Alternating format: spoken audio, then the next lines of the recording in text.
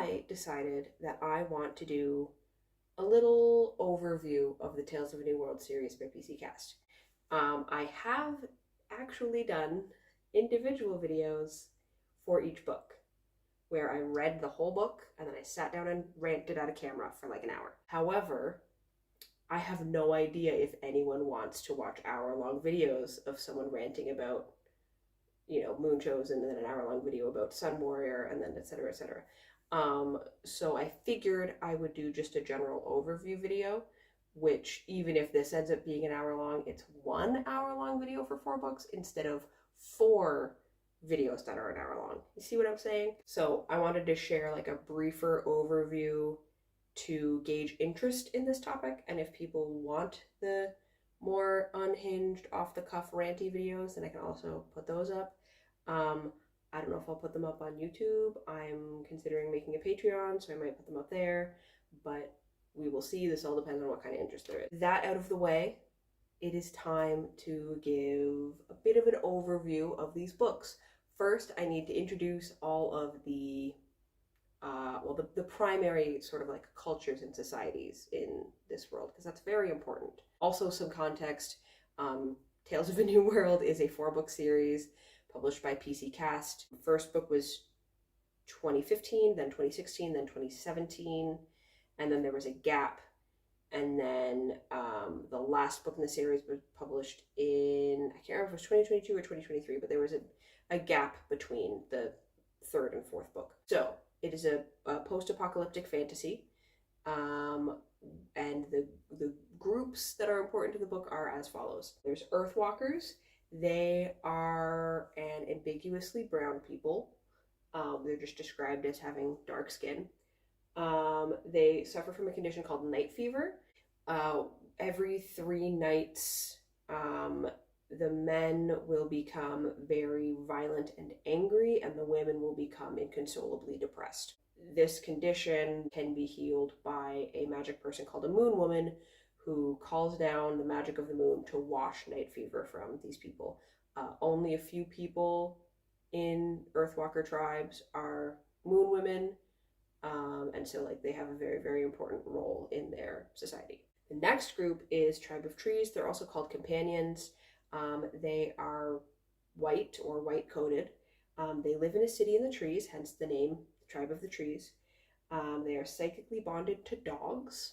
They suffer from a condition called blight, wherein any skin-breaking wound can become infected with this fungus, and if the wound becomes infected with the fungus, it's fatal. They don't have a treatment for the fungus. To protect themselves from, like reduce the risk of getting these skin-breaking wounds, they do not do their own farming. They enslave Earthwalkers to do their farming. Another important group is called the Skin Stealers. Not a great naming choice, but that's what they're called in the book. These are cannibals who may or may not engage in ritualistic sex. It's unclear. They suffer from a skin sloughing disease. The skin gets infected and like decays and falls off of the body. And historically, the way they've treated it is by packing the wounds with other flesh or like moss and stuff. So they're like very evil coded. They're also, as far as I can tell from any descriptions, white. The next big group we have, and kind of the last like really important big group that has like a prominent role, is the Wind Riders. They are also a type of companion, but they're horse companions instead of dog companions. They live on the plains and are semi-nomadic. Basically, their role in the story is horse politics. That's all I can really sum it up as, is there's just a lot of horse politics. 2 other groups that are technically in the book, but we don't meet very many people from these societies, and we spend very little time with them. First is the, what are they even called? The Lynx people. I can't remember what they're called. They are companions who bond to lynxes. They are mercenaries and like guides for travel, and they tend to be pretty solitary. That's about it. And then there are the Salish and Tetplats. If that sounds similar to Coast Salish, and for anyone who speaks French, Flatheads, yes, they are Catholic, aggressively Catholic, and they are obstacle that the heroes encounter on their journey. That's it. They exist very briefly. So that's the overview of all the groups that we encounter in this series. To get to the plot, it's kind of hard to talk about because these books are very long, and so there are a lot of events to cover, but not a lot of plot to talk about. It's a very meandering story. Important, I guess, like to establish the beginning, I'll mostly talk about Moon Chosen, and then we'll get a really brief overview of the books past Moon Chosen. So we have Mari, who is one of the like major characters. She is half Earthwalker, half companion. She's raised by her mother Lita, who is the moon woman of her tribe, but Mari largely lives in hiding and like kind of keeps away from the clan because she's white passing. She looks very much like a companion, and so she and Lita are convinced that the tribe would force her to leave or the clan would force her to leave if they realized she was part companion. Because Mari is part companion, she ends up chosen by a shepherd named Rigel, who escaped from the tribe of trees specifically to find her. The tribe of trees, because this dog has escaped, goes searching for it, and during one of their searches, they kill Lita. Oh, and they are capturing slaves. Don't forget the slaves. Meanwhile, with the skin stealers, there's a man named Deadeye who sort of stumbles upon this ritual that actually resolves the skin sloughing disease.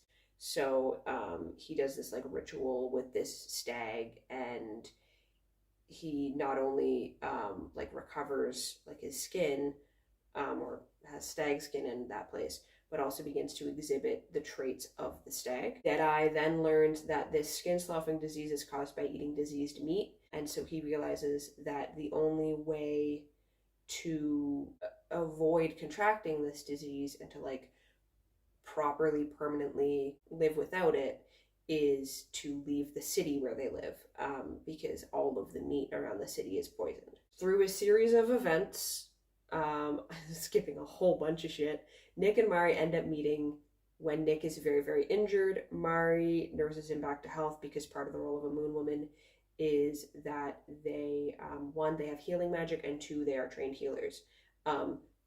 Backtracking slightly, Mari is now the moon woman because her mom died and she has moon woman powers and is the only one who was kind of sort of trained by Lita to use those powers. Mari treats Nick's wounds and is in fact able to cure his blight. This is a huge deal, obviously. Nick then convinces Mari to go back to the tribe of trees with him because his cousin, who is also his best friend, has contracted blight and he wants to save his cousin. And he and Mari strike a deal that if Mari heals his cousin, then he will allow her to free her best friend who was captured as a slave. Meanwhile, Thaddeus, another companion from the tribe of trees, he had also contracted the skin sloughing disease through a series of events. Again, skipping a whole bunch of shit here. But he had gotten the skin sloughing disease, but the skin stealers had captured him and then packed his wounds the ritualistic way and then released him. And so his wounds are healing the same way that Deadeye's wounds are healing, which means that because his wounds were packed with the flesh of his companion animal, he's exhibiting the traits of a dog. But also another thing with this whole process is that it doesn't actually cure the disease. It's still there. It just cures the symptom of the sloughing skin. And one of the other symptoms of the disease is like paranoia and rage. Thaddeus is big mad at Nick and Mari because Mari is an Earthwalker and there's a whole bunch of nonsense. So he attacks Nick and Mari and in the process ends up setting the tribe of trees on fire. The result of this fire is that one, the slaves are all able to be freed. It should be noted that Mari doesn't go to the tribe of trees with the intent of freeing all of the slaves. She genuinely goes there like, I will free my friend and leave. And it is only when she gets to where her friend is being kept as a slave that she's like, I should heal all these women of moon fever. And then after she heals all the women of moon fever, she's like, I should free them. So all of these women are freed from slavery. At the same time, the tribe of trees becomes divided between some people remain in the city once the fire is put out, to try and rebuild, and some people become refugees. The refugees specifically seek sanctuary with the Earthwalkers. While this is all happening, Deadeye discovers that he is the avatar for the god of death and ends up becoming death. So like the god of death takes over his body and fully like subsumes Deadeye. Like Deadeye is no more, it's just death. Death's whole thing is that he wants conquest. He starts with the tribe of trees, but part of their process of trying to take over the city after it's been so badly damaged and so many people have died is poisoning the meat, so that then people have to either die or take the cure. And like if they take the cure, then they'll be part of his like death cult and stuff like that. In the process of ensuring that the people get poisoned with the skin sloughing disease so that they'll either die or become part of the death cult so that he can then take over the city, Death ends up just poisoning the forest. So he's like, well, I can't live in the city in the trees because there's no safe meat to eat anymore. So he carries on. Meanwhile, Nick and Mari and their friends have formed a new society that they're calling the Pack, and it is a mix of dog companions, there's a lynx companion, there's earthwalkers, and eventually there ends up being two skin stealers who join. They want to make their own place, their own society, and they don't feel safe in Earthwalker territory, and obviously they can't return to the Tribe of the Trees. So they go on this big journey towards the Plains of the Windriders because it's this big open space, and they feel that there would be room for them to share this huge territory with the Windriders without imposing on the Windriders. The Windriders accept the Pack into their territory, but during the Pack's journey toward the Windriders, Death has been following them because Death has taken an interest in Mari. He wants her to be the avatar for the goddess of life, which is his like partner consort thing. Mari defeats Death in the end by sacrificing herself so that she does become a vessel for the goddess of life, and then the goddess of life pulls Death back into the earth essentially. But Mari doesn't actually die. Becoming the vessel for the goddess of life is supposed to destroy her the same way that becoming the vessel for the god of death destroyed Deadeye, but it doesn't destroy her because, hold on, Mari is resurrected by the love of all of the animal companions she has traveled with. Legitimately, that is seriously how she survives that. And the end, that's the book. Well, the series. So if that plot sounds not particularly like it should cover 4 giant books, you would be correct. There is a whole lot of nonsense that I skipped over because it's just not that important. It's very meandering. One of the first topics I want to get into about this book, now that I've covered a little like basic concepts of the world and the overview of the plot, I want to get into the issues because that's mostly what I talked about in my ranty videos, but I'm going to give like a, abridged version. So first of all, racism. You may have noticed me talking about how Earthwalkers are brown and the Tribe of Trees is white and the Tribe of Trees enslaves Earthwalkers. I should also note, quick addendum, the Windriders are like a mixed society, so there are some people who are white, there are some people who are not white. It's just casually mixed, there's not a lot of discourse on it. So Earthwalkers are ambiguously brown, and all Earthwalkers suffer from night fever. The men, when they have night fever, it takes the form of what I have dubbed angry raping people disease, because in book 1, there are multiple instances of Earthwalker men who are sick with night fever, raping women, and in one event, in both on-page cases, it is gang rape. And the characters in the first book do not respond to that. They respond with horror, they do not respond with shock. The only thing that's surprising to them is when the night fever persists into daytime. So it is important to note that in the first book, it's treated as not unusual. This is retconned in the second book. In the second book, they're like, it's not night fever, they also have skin sloughing disease, and that's what's making them so violent.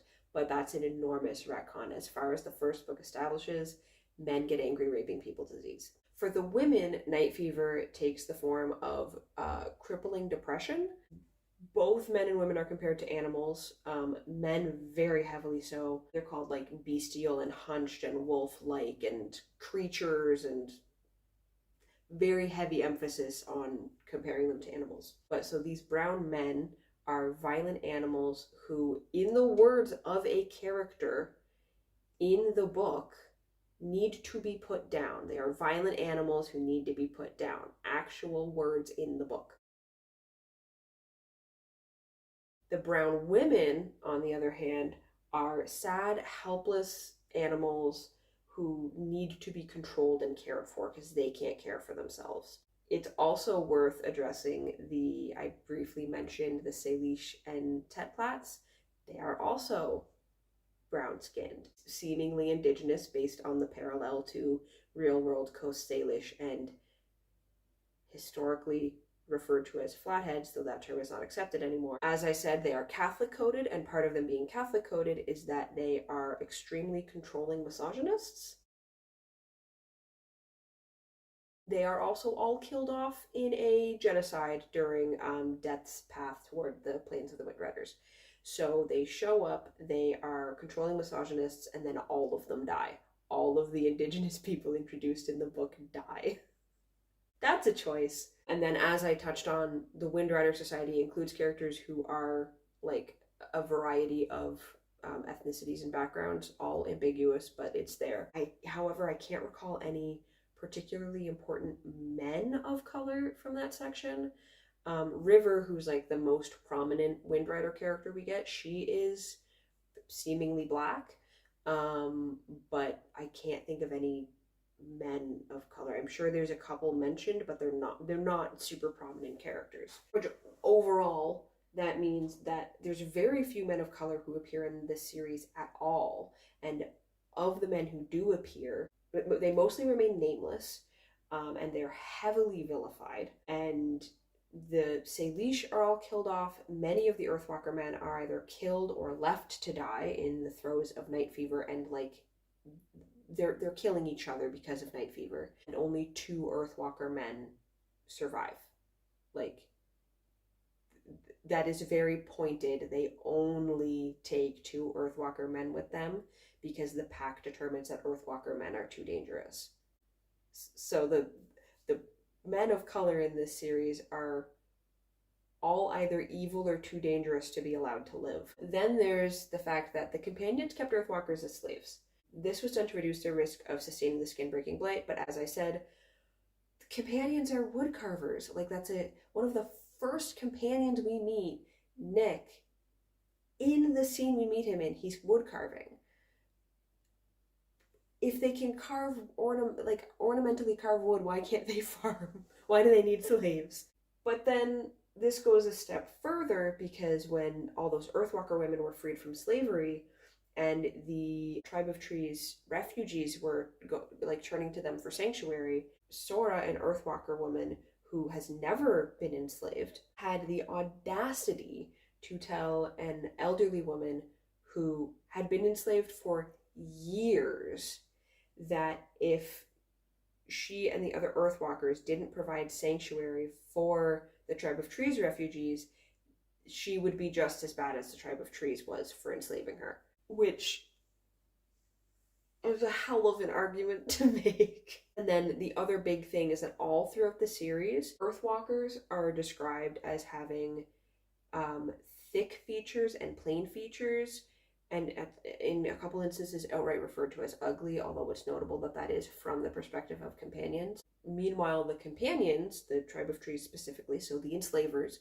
are described as like refined and handsome and beautiful, and they have delicate features and like very, very complimentary. So the primary brown-skinned society is thick-featured, unrefined, ugly, and the white-coated enslavers of those brown people are delicate and refined and beautiful. And this happens not just in the first book, it's a lot more emphasized in the first book, but it comes up throughout the series.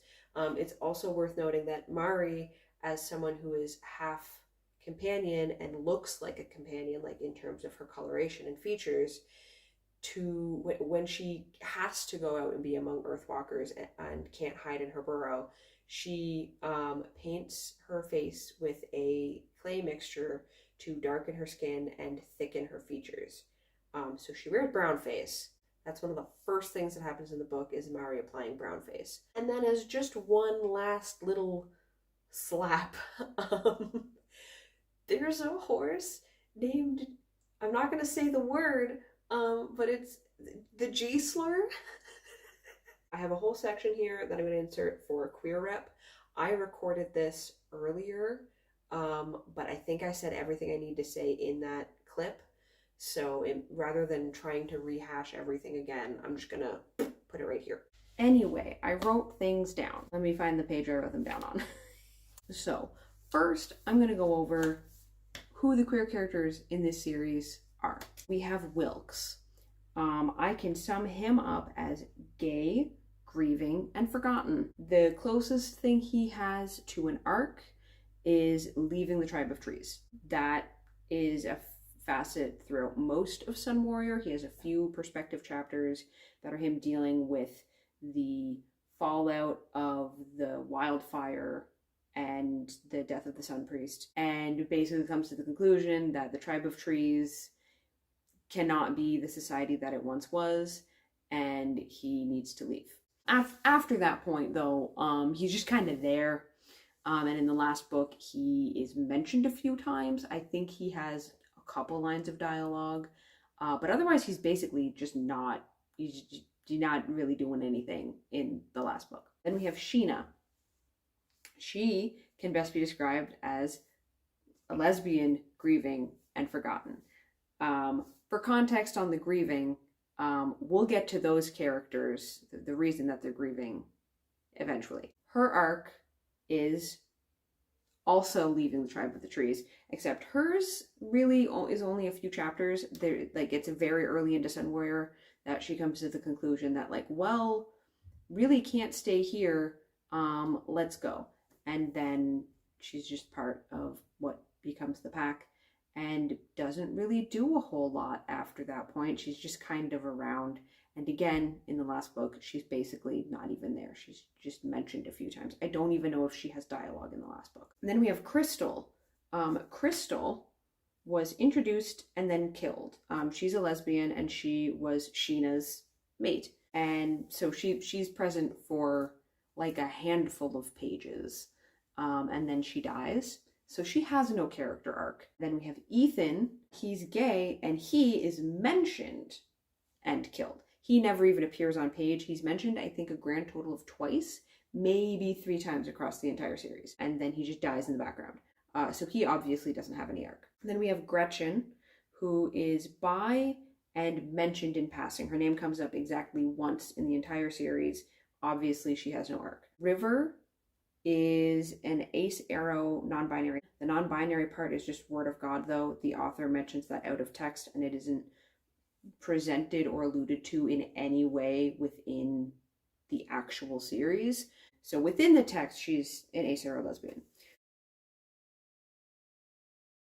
Her arc is about becoming lead mare rider. That's kind of what her whole character is about, becoming lead mare rider and then being lead mare rider. Dove is bi, and her arc is about losing her love and then fleeing from Death, who is like the death god that took over the body of her lover, and then becoming a seer to the goddess of life. Oh, and River is present for 2 books, Dove is present for all 4 books, just so we're tracking like how present these characters are. So we have 7 queer characters, right? Couple notes I want to touch on. The Wind Riders, which is the society that River is from, they are supposed to be queer normative. In the narration, it says that like men can love men, women can love women, and the way it's phrased is bad, but men who want to be women can become women, and women who want to be men can become men. Obviously alluding to transness, but phrased in a kind of icky way. However, despite being presented as queer normative, River faces ace phobia. Like, from the word go in that book, River is dealing with ace phobia, and that's like an element that kind of is brought in and out throughout that book. As of the last book, that's just completely forgotten, and there's really no exploration of the fact that she's ace and is suddenly feeling attraction. which is like a thing that occurs. That's a thing asexual people experience. But this book just like doesn't really acknowledge or explore that in any meaningful way. It's also worth noting that despite transness being alluded to as like normal and accepted, there are no trans men and no trans women anywhere in this series, and there is only one character who is technically non-binary but not established as such anywhere in text, or even alluded to as such anywhere in text. We're just told that River is non-binary by the author, and it's like in a super obscure place to find that information. Debatable in terms of counting that as representation. And that's out of 131 human characters, okay? So for there to be no transness represented when we're told that it's normal and accepted is pretty notable. But speaking of the numbers of this, right?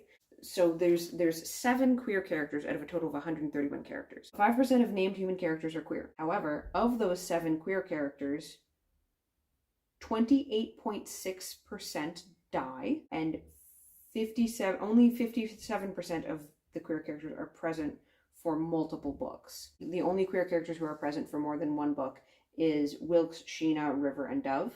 And 28.6% of queer characters aren't actually ever present on page. They aren't present for a single scene because Ethan and Gretchen are only ever mentioned. It's a lot of queer characters dying, queer characters grieving, queer characters getting forgotten about, and just not really being given a lot of space in text. And the two queer characters that do actually get like real arcs and have like a big meaningful presence in text. One, their romance is extremely rushed. River and Dove it's literally like they meet and they're suddenly attracted to each other. They talk twice and then they're in love. Like that's their romantic arc. The majority of the queer rep in this book is either they're killed off, they're forgotten, or they're only ever mentioned. So the only characters who like maintain a meaningful presence from the moment they're introduced and like continues on is River and Dove. It's also worth noting that like this is a series where like a lot of characters get paired off, including characters that I like don't particularly care about them or their relationship. So like the fact that they're doing that with just random characters in the background tells me that like pairing characters off randomly is a thing in this series, but neither Sheena nor Wilkes are even hinted at as possibly finding new partners. So I think it's notable that like we meet them, we establish that they're queer, we kill off their partners, and then their queerness is only ever talked about in reference to them grieving their partners, and then it's completely forgotten. Not only because like we're just not talking about the fact that they're queer anymore because they don't have partners, but also because like they as characters are forgotten. I think another element of how part of why the queerness and queer rep doesn't feel great, in addition to like, oh, we're told that trans people exist but we never see them, so like it kind of rings hollow. It's also the fact that the world building of this series is so steeped in biological essentialism, down to the magic system, like, oh, only women born with gray eyes can become moon women. Okay, are boys never born with gray eyes? Or like that would be an interesting thing to explore. It's like what happens if someone is born with gray eyes who isn't a woman, or who is a woman or is assumed to be a woman when they're born, but as they come of age they're like, hey, actually, like, can there be a moon man? Would that be accepted? Like, what would the politics of that be? Never explored, never hinted at, not a thing that's acknowledged as possible. And then like with Wind Riders, the Crystal Seers, it's like very rare that a man would be a Crystal Seer, which is again like just a weird notion in a society that's otherwise supposed to be very queer normative, because usually with queer normativity comes sort of a dissolution of arbitrary gender roles and biological essentialist ideas of gender and politics, right? But then like of course they're still steeped in gender roles because only women are allowed to lead, and it's based on like, well, women bring life and they're more nurturing and wise and like compassionate, whereas men are greedy and violent and dominating. And it's like, oh, okay, so we're presenting personality traits as inherent to gender. It's so steeped into the world building that like the notion that this world would then like accept trans women as real women doesn't feel like that would be the case, because it's so steeped in the idea of women are leaders because women make life. It's not just trans women that this affects, the notion that like women bring life and therefore they are X, Y, and Z. That also affects like plenty of cis women, because there's lots of women who can't get pregnant. Either they inherently can't get pregnant or they lose the ability to get pregnant. And it's also just like really fucked up to associate anything to do with women's worth to their ability to bear children, because one, that is a locus of control and oppression, even in a matriarchal society, because it means this matters a lot to me because I'm writing a book that like this is part of the world building in that book, is unpacking these ideas of a matriarchal society, and it is partly related to stuff I've dealt with. I do have a kid. I was able to get pregnant and have a child, but there are like, it's this kind of slippery slope mentality of when you equate worth with biological capacity in terms of gender or sex. One of the things I dealt with, right, after I had my kid, I was not able to like give birth in the sense of I couldn't have a natural delivery. I had to have a C-section because I didn't dilate. I also had issues with nursing for a wide variety of reasons I'm not going to get into, but I ultimately was unable to nurse. And when I was still trying to figure out how to nurse and how to make it work, when I was looking into like forums and information online and stuff like that, and looking for advice in those places, I ran into rhetoric of like, if you didn't give birth, like if you didn't actually push the child out, you took the lazy way and you're not a real mom. And also, if you can't nurse, if you're giving your child formula, you're poisoning your child and you're not a real mom. So anytime I see any rhetoric around the idea that women's like worth or humanity or wisdom or kindness is rooted in us as like being able to give birth, I'm like, one, that's transphobic. Two, that dismisses women with infertility. And three, you're equating a person's arbitrary biological capacities with their like personality and teachings and values, which is like super toxic and corrupt, like if that's your system of government. And like it's red flags all around. And like I can say that from experience of like dealing with those kinds of toxic ideas when I was seeking support and help. And this isn't just coming from like trad wives and stuff. Like there are feminist circles that view women this way. To me, that is relevant not only to conversations about representation of women in feminism, but also to conversations about queer rep. Because if you're saying your society is welcoming and queer normative and we don't have gender roles and all that stuff, but then you're having all of this stuff about women as life givers and therefore they should lead because they're more compassionate, I'm like, that doesn't line up.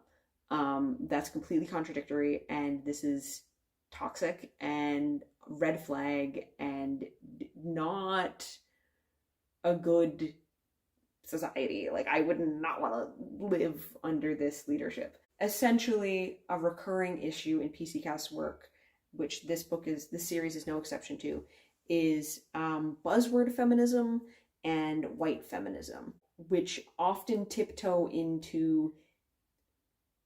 PCCast herself is not radfem, she's not a TERF, but her work often tiptoes a line that would be welcomed by TERFs, which is real bad. And then as a general wrap up of other stuff that's going on, I'm sure there's lots of stuff I could talk at length about, but this video is already pretty long, and some of these things can just be summed up as like, this exists, what the fuck. So there's ableism in this book. There's a character named Dove who is blind. but she's frequently described as like graceful and unerring in her movement despite being blind. There are instances of characters casually calling people simple if they don't understand something. I can't remember the specific context, but someone was referred to as a raving lunatic who would need to be put down like any other diseased animal. This series also has a lot of ageism. Very elderly people are consistently described with like language and tone indicating like disgust, and they are consistently regarded as villainous or as like stuck in old-fashioned ways that are specifically harmful. There's casual fat phobia, specifically or primarily in the form of jokes at a character named Sora's expense. We also get sex shaming, usually at Sora's expense, and there is sexual assault on page with no trigger warnings. And while it's not as graphic as it is in some of PC Cast's other books, I do think a lot of it is pretty gratuitous, especially with the Earthwalker men. I don't think that was necessary. It's just there to further vilify them and justify them being either outright killed or left for dead in the throes of their disease. And there's probably a whole bunch of other stuff I could cover, but these felt like the big main ones to touch on. There's also a lot that can be said for the like issues with world building and pacing and plot and characterization and relationship development and prose and just everything that goes into constructing a story. But that's what the long individual videos are for, because I rant about everything in those. If you are at all interested in watching hour-long videos of me ranting about each of these 4 books in detail, please let me know. And yeah, I hope you got some enjoyment out of this rambling.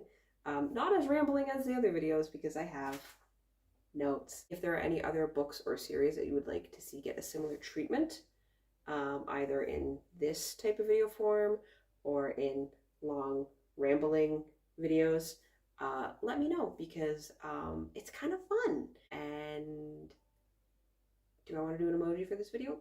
Yeah, let's do an emoji. Do an emoji for one of the 4 societies I described. So you could do an emoji for Earthwalkers, or for Tribe of Trees, or for Skin Stealers, or Wind Riders. I would like to see what people come up with for emojis for those. And again, let me know if you are at all interested in hearing detailed rambly rants about these videos. Okay, thank you for watching. Bye!